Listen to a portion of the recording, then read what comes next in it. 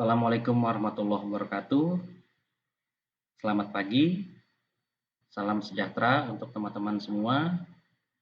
Semoga rekan-rekan selalu dalam keadaan sehat, tetap semangat untuk belajar meskipun pembelajaran dilakukan secara jarak jauh, tidak tatap muka. Namun saya berharap semoga esensi materi yang saya sampaikan bisa diterima dan dipahami dengan baik oleh rekan-rekan semua. Ya, hari ini kita masuk ke pertemuan kedua dari mata kuliah rancangan obat, di mana temanya adalah kelarutan dan aktivitas biologis. Namun sebelum kita masuk ke dalam materi, saya ingin mereview sedikit tentang tugas pertemuan kita yang pertama. Saya ucapkan terima kasih kepada rekan-rekan mahasiswa yang telah mengerjakan tugas tersebut. Saya berharap tugas tersebut dapat memberikan wawasan yang luas kepada teman-teman bahwa proses pengembangan obat itu ternyata membutuhkan proses yang kompleks, proses yang panjang, biaya yang mahal, dan sebagainya. Sehingga diharapkan ini akan menjadi wawasan juga untuk teman-teman. Ada hal-hal yang diperhatikan dalam proses pengembangan obat. Salah satunya adalah rancangan obat yang rasional yang kita akan dalami dalam mata kuliah ini. Baiklah, di sini saya memperlihatkan kembali bagian kemarin yang saya berikan kepada rekan-rekan sebagai tugas. Kalau kita lihat dari sumber obat, kita berbicara dari sumber obat. Obat itu digolongkan menjadi 3. Ada 3 penggolongan obat. Ada yang disebut dengan obat alami, di mana obat yang terdapat di alam, misalnya pada tanaman ada atropin, quinin, ada hewan misalnya minyak ikan, apalagi hormon, mineral, misalnya apa mineral? Belerang. Yang kedua ada obat semi sintetik. Jadi obat semi sintetik ini sebenarnya bahan dasarnya adalah bahan obat yang terdapat secara alami, namun dia disintetis. Contohnya, morfin disintesis menjadi kodein. Diosgenin disintesis menjadi progesteron. Yang ketiga, ada yang disebut obat sintetik murni, di mana obat yang bahan dasarnya tidak berkhasiat. Namun, setelah disintesis, akan didapatkan senyawa dengan farmakologis tertentu. Contohnya, obat-obat golongan analgesik, antipiretik, antihistamin, diuretik. Itu banyaknya obat-obatan yang sintesis murni, bukan dari alam. Kita akan coba bahas sedikit, singkat saja dari bagian di sini. Pertama ada pencarian senyawa aktif. Namun tentunya sebelum melakukan pencarian senyawa aktif, ada namanya identifikasi masalah, pengenalan masalah, baik proses penyakitnya, fungsi sistem normal tubuh, perubahan sistem akibat adanya penyakit tersebut, baru dilakukan pencarian senyawa aktif. Senyawa aktif ini sering disebut sebagai lead compound atau senyawa penuntun baru.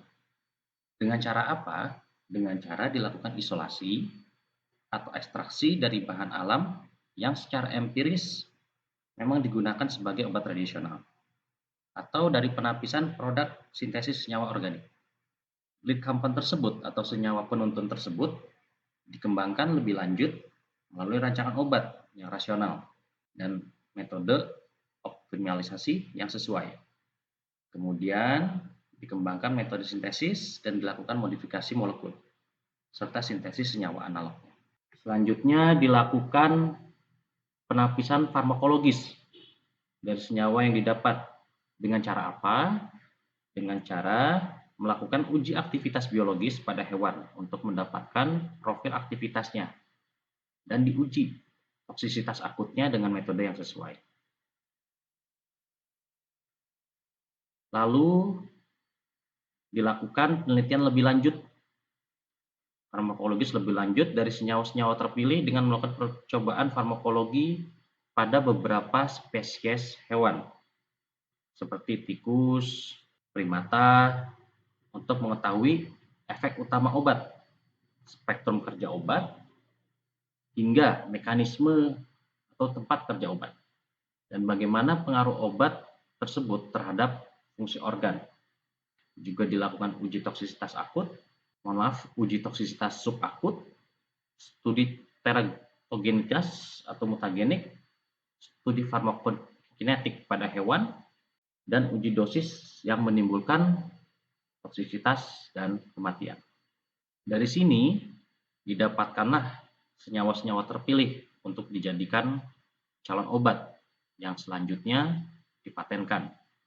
Biasanya proses ini mulai dari pencarian senyawa aktif, penapisan farmakologis, uji farmakologis lanjut, itu memerlukan waktu kurang lebih 2-3 tahun, proses yang lama. Langkah berikutnya ada uji klinis fase 1. Uji klinis fase 1 yaitu uji pada manusia, di mana tujuannya adalah untuk melihat keamanan dari obat tersebut. Uji fase 1 pada manusia yang pertama terhadap volunteer yang sehat. Jadi bukan pada volunteer yang sakit. Ditujukannya pada volunteer yang sehat. Antara lain uji farmakologi klinis, studi metabolis, studi untuk efikasi, maupun studi farmakokinetik. Untuk melihat apakah profil obat pada hewan yang pada saat kita awal di sini lakukan, apakah profil obat pada hewan sama dengan profil pada manusia. Setelah obat tersebut lolos atau melewati uji klinis fase 1, sehingga dipastikan keamanannya pada manusia itu baik, lalu dilanjutkan uji klinis fase 2. Uji klinis fase 2 tujuannya adalah untuk melihat efikasinya. Uji klinis fase 2 dilakukan terhadap penderita atau pasien dalam jumlah yang terbatas untuk melihat efek dan obat juga tentunya. Juga dilakukan pada saat uji klinis fase 2 juga dilakukan studi toksisitas klinis. Selain itu juga dibuat aturan pemberian dosis untuk uji klinis lebih lanjut, dan pada saat yang sama juga dilakukan pengembangan formulasi seperti uji stabilitas bentuk sediaan obatnya, dan dilakukan produksi secara dalam skala kecil. Biasanya proses ini, uji klinis fase 1 dan uji klinis fase 2, ini memerlukan waktu sekitar 2-6 tahun. Tahap selanjutnya masuk ke uji klinis fase 3. Uji klinis fase 3 dilakukan pada manusia dengan skala yang lebih luas. Kalau tadi kita melihat bahwa uji klinis fase 2 itu jumlahnya terbatas, sementara fase 3 beberapa ribu orang. Dan percobaan klinisnya itu dilakukan tidak hanya pada pasien yang sehat ataupun yang sakit. Ingat, kalau uji klinis fase 1 pada pasien yang sehat. Uji klinis fase 2 pada pasien yang sakit. Uji klinis fase 3 itu dilakukan pada volunteer yang sehat dan yang sakit. Dengan metode atau model yang sering disebut dengan double blind atau buta rangkap. Double blind itu adalah baik penguji maupun volunteer atau yang diuji, dia tidak tahu apakah obat yang diberikan ini adalah memang calon obatnya ataukah placebo. Lalu selanjutnya dievaluasi efikasi, toleransinya, serta dimonitor efek samping, terutama yang jarang terjadi. Berdasarkan dengan hal ini dilakukan uji coba produksi dalam skala yang lebih besar. Setelah obat lulus dalam uji klinis fase 3, tentunya perusahaan farmasi harus mengajukan perizinan kepada lembaga yang berwenang, dalam hal ini adalah Departemen Kesehatan, untuk mendapatkan perizinan dengan menyertakan berkas-berkas pengujian di atas. Setelah diizinkan, obat baru dapat diedarkan dan dipasarkan dengan disertai pemberian informasi medisnya. Setelah obat beredar, ternyata masih diperlukan uji klinis fase 4 yang bertujuan untuk memastikan keamanan obat dan melakukan monitoring terhadap resiko-resiko yang terjadi akibat penggunaan obat yang sudah beredar. Balik lagi, kita pahami lagi bahwa efikasi, keamanan, mutu itu merupakan aspek-aspek yang sangat diperhatikan dari suatu sediaan obat. Baik, kita masuk ke materi pertemuan kedua, di mana tujuan perkuliahan hari ini adalah semoga rekan-rekan dapat memahami peran kelarutan senyawa obat dalam aktivitas biologis obat sebagai dasar rancangan obat. Baik, kita masuk ke dalam materi. Kemarin kita lihat bahwa dari 10.000 calon obat, ternyata hanya satu yang menjadi kandidat atau satu yang dihasilkan menjadi kandidat suatu obat. Tentunya kegagalan-kegagalan tersebut untuk mendapatkan hubungan antara struktur kimia, sifat kimia, fisika, dan aktivitas biologis disebabkan oleh sifat sistem biologis tubuh kita yang sangat kompleks. Adanya persamaan atau perbedaan aktivitas biologis senyawa organik, baik yang mempunyai hubungan struktur maupun tidak, ternyata sangat dipengaruhi oleh sifat-sifat kimia fisika. Sifat-sifat tersebut ditentukan oleh jumlah, macam, dan susunan atom molekul obat. Salah satu sifat kimia fisika itu adalah kelarutannya. Sifat kelarutan pada umumnya berhubungan dengan kelarutan senyawa dalam media yang berbeda dan bervariasi di antara dua hal yang ekstrim, yaitu pelarut polar seperti air dan pelarut non-polar seperti lemak. Ada yang disebut dengan sifat hidrofilik atau lipofobik. Hidro itu air ya, filik itu suka. Jadi kalau misalkan teman-teman mendengar istilah hidrofilik berarti itu adalah suka air. Atau sering disebut juga lipofobik, tidak suka lemak. Ada sifat hidrofilik atau lipofobik yang berhubungan dengan kelarutan dalam air. Sedang ada juga yang disebut dengan sifat lipofilik atau hidrofobik yang berhubungan dengan kelarutan dalam lemak. Di sini saya coba sertai ada satu bagan di mana memperlihatkan hubungan sifat hidrofilik dan lipofilik dari suatu senyawa. Di mana terlihat ketika senyawa tersebut sangat hidrofilik, maka senyawa tersebut kelarutan dalam airnya tinggi, sementara kelarutan dalam lemaknya rendah. Berbanding terbalik ketika senyawa tersebut adalah senyawa lipofilik. Senyawa lipofilik kelarutan dalam lemaknya tinggi, sementara kelarutan dalam airnya rendah. Tentunya sifat kimia fisika, sifat-sifat ini merupakan dasar yang sangat penting untuk menjelaskan aktivitas biologis dari suatu obat. Ya, dengan adanya perkembangan ilmu pengetahuan yang semakin berkembang, di sini didapatkan bahwa suatu struktur kimia obat ternyata dapat menjelaskan sifat-sifat obatnya. Dan terlihat bahwa unit-unit struktur atau gugus molekul ini sangat berkaitan dengan aktivitas biologisnya. Cari hubungan antara struktur kimia dan aktivitas biologis dapat dilakukan terutama dengan mengaitkan gugus fungsional tertentu dengan respon biologis yang tertentu pula. Nah, gugus yang dapat meningkatkan kelarutan molekul dalam air disebut dengan gugus hidrofilik atau gugus polar. Sementara gugus yang dapat meningkatkan kelarutan molekul dalam lemak adalah gugus lipofilik atau gugus nonpolar.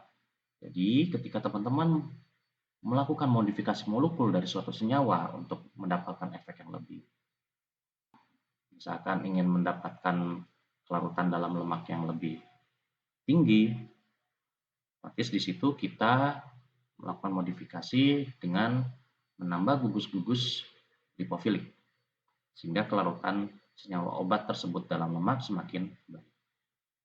Di sini ada contoh-contohnya, ada yang bersifat hidrofilik, di mana di sini terlihat semakin ke arah kanan, ini akan menghasilkan senyawa yang bersifat lebih hidrofilik.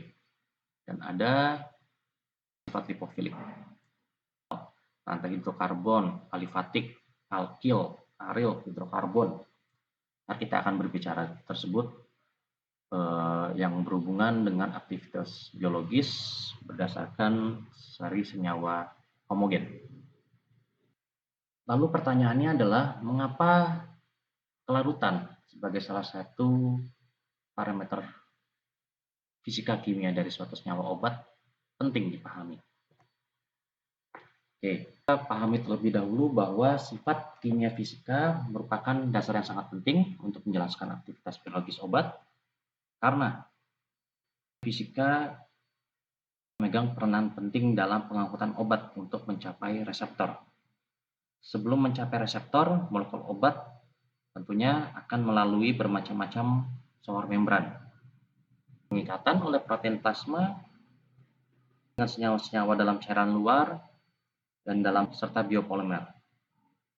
Obat setelah masuk ke tubuh tentu baik melalui oral, misalkan parenteral, anal, dermal atau cara lainnya, obat yang kita tahu akan mengalami proses ADME, absorpsi, distribusi, metabolisme, dan ekstraksi.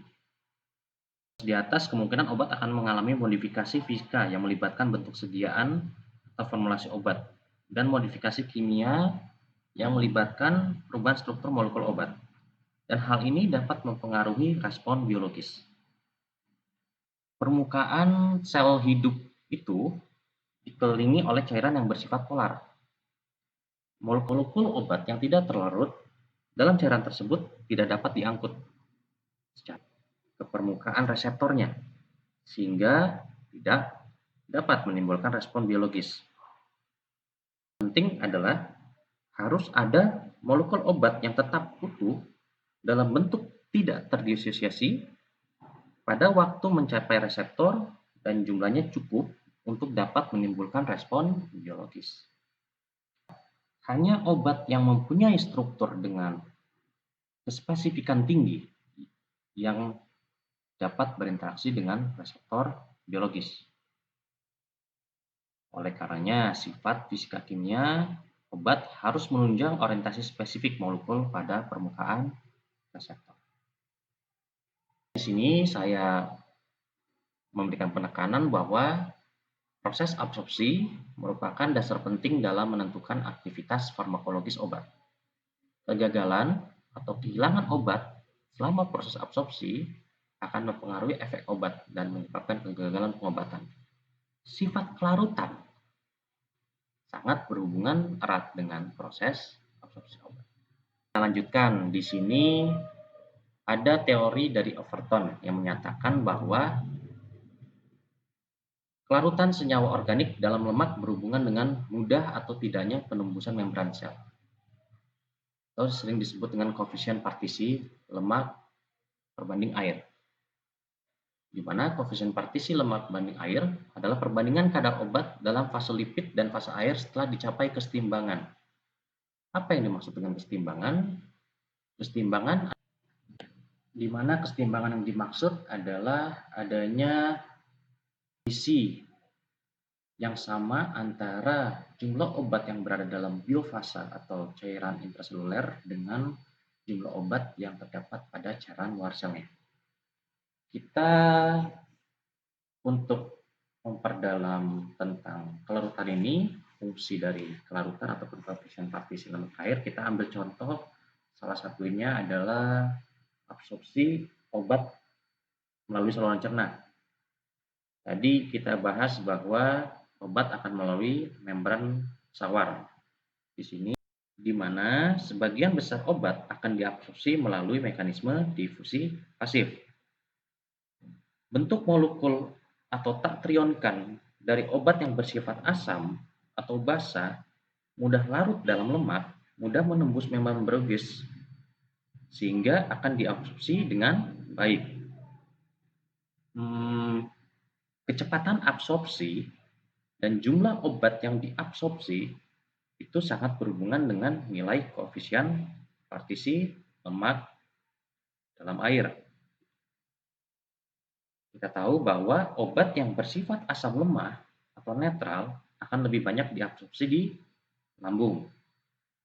Sedangkan obat yang bersifat basa lemah akan lebih banyak diabsorpsi di usus. Contohnya apa saja obat yang bersifat asam lemah? Misalkan asam salisilat, asetosal, fenobarbital, asam benzoat, fenol. Dia pada lambung yang bersifat asam akan terdapat dalam bentuk tidak terionisasi, sehingga mudah larut dalam lemak, sehingga mudah menembus membran lambung. Lalu kita ambil contoh basa lemah, obat-obatan yang bersifat basa lemah, misalkan kafein. Bila diberikan melalui oral dalam lambung yang bersifat asam, maka obat-obatan tersebut akan menjadi bentuk ion yang mempunyai kelarutan dalam lemak sangat kecil sehingga sukar menembus membran lambung. Bentuk ion tersebut kemudian masuk ke usus halus yang bersifat agak basah dan berubah menjadi bentuk tidak terionisasi. Bentuk ini mempunyai kelarutan dalam lemak besar sehingga mudah terdifusi menembus membran usus. Dan ternyata koefisien partisi tersebut sangat berhubungan dengan aktivitas biologis. Pertama kali, koefisien partisi dihubungkan dengan aktivitas biologis, yaitu berupa efek anestesi dan hipnotiknya. Obat penekan sistem saraf yang oleh Overton, 3 postulat yang berhubungan dengan efek anestesi suatu senyawa yang dikenal dengan teori lemak. Senyawa kimia tidak reaktif dan mudah larut dalam lemak, seperti ether, hidrokarbon terhalogenasi, dapat memberikan efek narkosisnya, sesuai dengan kemampuannya untuk terdistribusi ke dalam jaringan sel. Jadi semakin terlihat jelas terutama pada sel-sel yang banyak mengandung lemak. Contoh paling gampangnya adalah sel saraf, di mana efisiensi anestesi atau hipnosisnya tergantung pada koefisien partisi lemak dalam air atau distribusi senyawa dalam fase lemak dan fase air jaringan. Dalam teori lemak tersebut disimpulkan bahwa ada hubungan antara aktivitas anestesi dengan koefisien partisi lemak dalam air. Teori lemak hanya mengemukakan afinitas suatu senyawa terhadap tempat aksi saja, dan tidak menunjukkan bagaimana mekanisme kerja biologisnya, dan juga tidak dapat menjelaskan mengapa suatu senyawa yang mempunyai koefisien partisi lemak atau air tinggi tidak selalu dapat menimbulkan efek anestesi. Itu yang menjelaskan ada hubungan antara koefisien partisi dengan aktivitas biologis. Lalu ada juga yang menjelaskan hubungan antara senyawa seri homolog dengan aktivitas biologisnya. Ada beberapa seri homolog senyawa yang sukar terdisosiasi, yang perbedaan strukturnya hanya menyangkut perbedaan jumlah dan panjang rantai atomnya, panjang rantai atom C yang dimaksud di sini, intensitas aktivitas biologisnya tergantung pada jumlah atom C. Akan terlihat bahwa makin panjang rantai samping atom C, maka makin bertambah bagian molekul yang bersifat nonpolar. Kalau tadi kita lihat ada gugus hidrofilik dan hidrofobik atau hidrofilik dan lipofilik, kita lihat di gugus hidrofilik itu adalah alkil dan sebagainya yang sangat berhubungan dengan atom C. Bertambah bagian molekul yang bersifat nonpolar dan akhirnya terjadi perubahan sifat fisik seperti berkurangnya kelarutan dalam air. Ketika kelarutan dalam air berkurang, koefisien partisi lemak dalam air akan meningkat. Partisi dalam lemak yang meningkat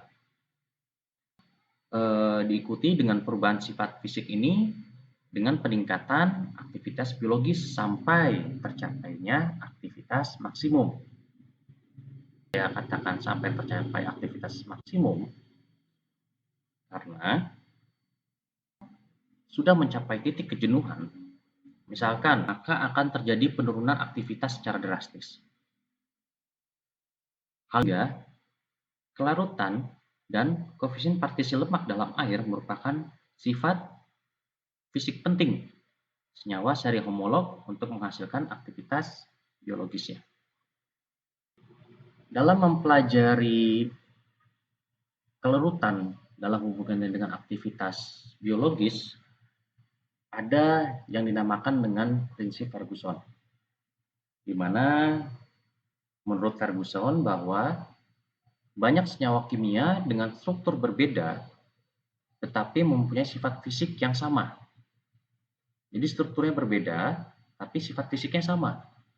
Seperti ether, kloroform, NO, dapat menimbulkan efek narkosis dan anestesi sistemik. Dari hal ini, Ferguson menyatakan bahwa sifat fisik senyawa obat lebih berperan dibandingkan dengan sifat kimianya. Yang dinyatakan oleh Ferguson adalah bahwa sebenarnya tidak perlu menentukan kadar obat biofasa atau reseptor, karena pada keseimbangan kecenderungan obat untuk meninggalkan biofasa dan fase eksternal adalah sama, walaupun kadar obat dalam masing-masing fase mungkin berbeda. Kecenderungan obat untuk meninggalkan fase disebut sebagai aktivitas termodinamika. Saya ambil contoh dari obat-obatan anestesi. Efek anestesi cepat terjadi dan dipertahankan pada tingkat yang sama, asalkan ada cadangan obat dalam cairan tubuhnya. Bila cadangan tersebut habis, maka efek anestesi segera berakhir. Hal tersebut menunjukkan bahwa ada keseimbangan kadar obat pada fase eksternal atau cairan luar sel dan pada cairan dalam sel atau biofasa, yaitu fasa pada tempat aksi obat dalam organisme atau reseptornya. Itu yang dijelaskan oleh prinsip Ferguson.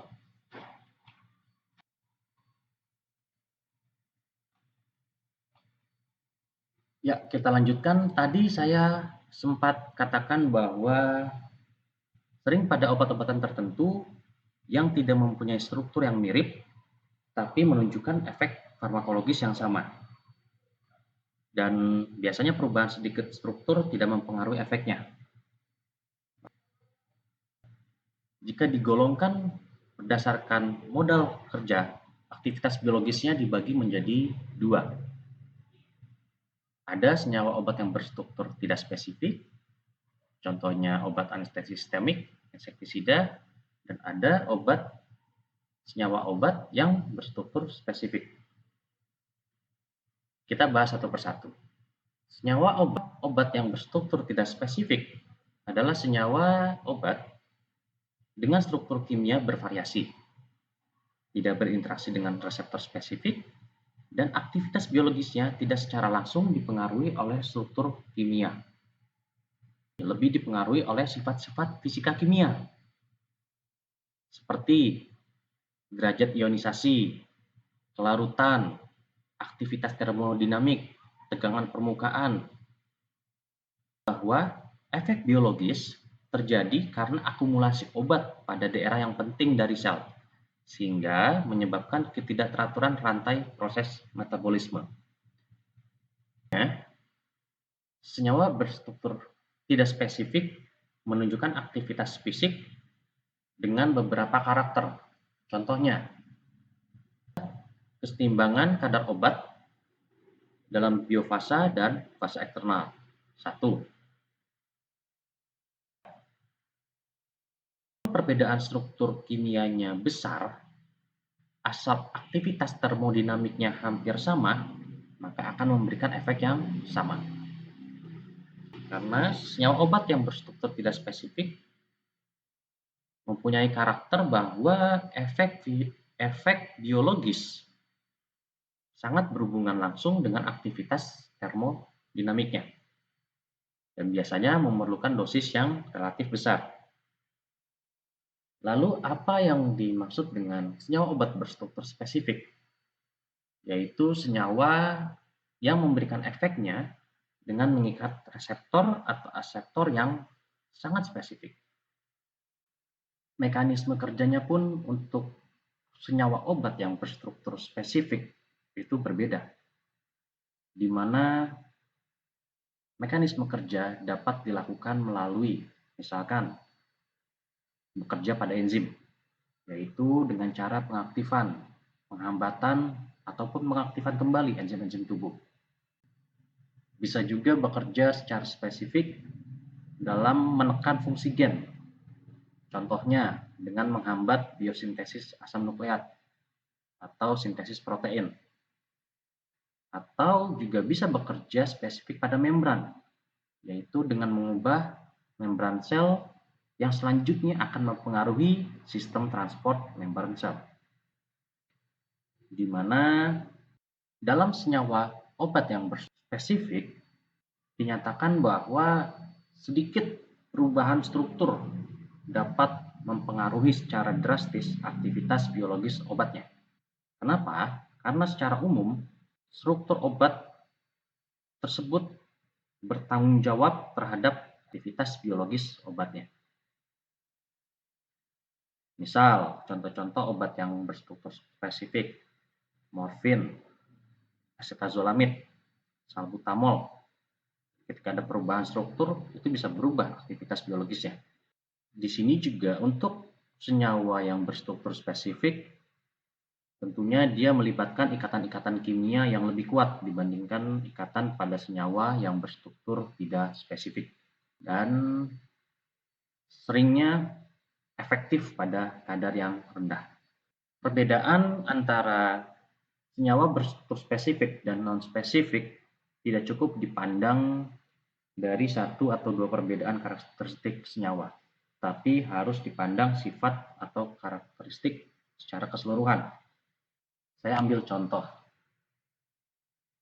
obat diuretik yang mempunyai struktur kimia sangat bervariasi. Ada yang turunan merkuri organik, ada yang turunan sulfamid, ada yang turunan tiazid, dan spironolakton. Sedikit modifikasi struktur tidak mempengaruhi aktivitas diuretiknya dari masing-masing turunan tersebut. Ini merupakan salah satu karakteristik dari senyawa berstruktur tidak spesifik. Padahal, kenyataannya, obat diuretik termasuk golongan senyawa berstruktur spesifik. Sebenarnya memang sulit memisahkan antara senyawa berstruktur tidak spesifik dan spesifik, karena banyak senyawa yang berstruktur spesifik, seperti antibiotik, turunan penisilin, dia tidak berinteraksi secara spesifik dengan reseptor pada tubuh manusia, tetapi dia berinteraksi secara spesifik dengan reseptor yang terlibat pada proses pembentukan dinding sel bakteri. Ya, itulah sedikit penjelasan tentang senyawa obat yang berstruktur spesifik dan tidak spesifik. Baiklah, Untuk pertemuan kedua kita cukupkan sampai di sini materinya. Semoga teman-teman dapat memahami apa yang saya paparkan, dan tetap teman-teman juga perlu melakukan studi secara mandiri, membaca buku, literatur. Sekarang dengan kemudahan akses internet juga bisa memperkaya pemahaman teman-teman terkait hubungan antara kelarutan dengan aktivitas biologis yang dihasilkannya. Akhir kata, saya ucapkan terima kasih, selamat siang, dan kita bertemu di pertemuan yang selanjutnya. Assalamualaikum warahmatullahi wabarakatuh.